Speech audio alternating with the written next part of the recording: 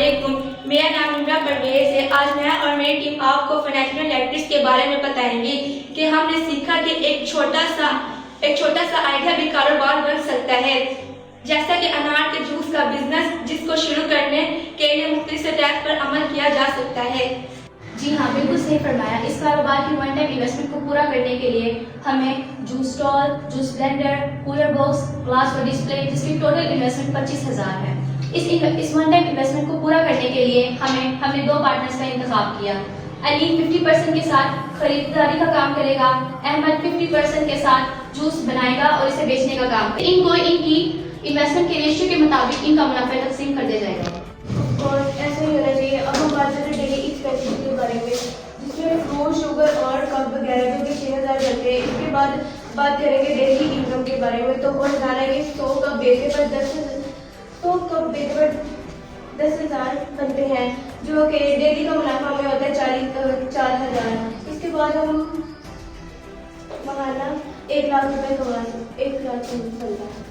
हमने महाना 1 लाख रुपए कमाए। अब हम इस मुनाफे को दोनों पार्टनर्स में सरमायाकारी की रेशियो के हिसाब से तकसीम करेंगे।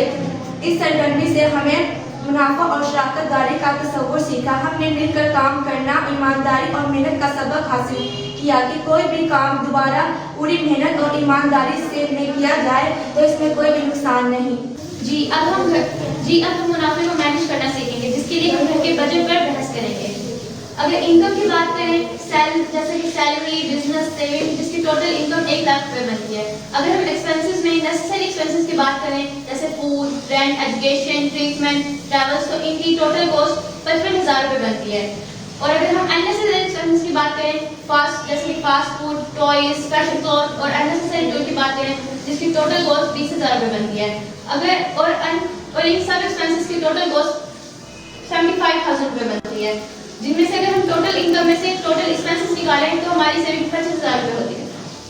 हमने देखा कि इस वक्त हमारी बचत 25,000 रुपए है, जिसमें काफी शायरी का मुजाहरा करते हुए अगर हम अपने गैर जरूरी अखराजात को निकाल दें तो हमारी बचत 25 से 45,000 तक पहुंच सकती है, जो हमारे मुश्किल काम आ सकती है, जैसे यूनिवर्सिटी में दाखिला वगैरह। इस तरह हम खुद भी किफायतशारी कर अपनी जरूरियात के लिए पैसे बचा सकते हैं। मसलन कैंटीन से खाना खाने की बजाय हम घर से खाना ला सकते हैं और बचे हुए पैसे को हम बैंक फंड में जमा कर नया बैग खरीद सकते हैं। और हाँ, हम अपनी बचत को बैंक में भी जमा करवा सकते हैं। बैंक हमारे बचत को महफूज रखता है और बचत भी देता है। जी हाँ, बिल्कुल ठीक फरमाया। बैंक हमारे पैसों को महफूज रखता है और बचत भी देता है। हमने इस किताब से ये सीखा कि पैसों को समझदारी से इस्तेमाल करना चाहिए। पहले ज़रूरियात को पूरा करना चाहिए, बाद में अपने ख्वाहिशात को। छोटा सा आइडिया भी कारोबार बन सकता है। घर का बचत भी बनाना और बचत करना। पैसे खर्च करते वक्त किफायत शायरी का मुजाहरा करना चाहिए। शुक्रिया। खुदा हाफिज़।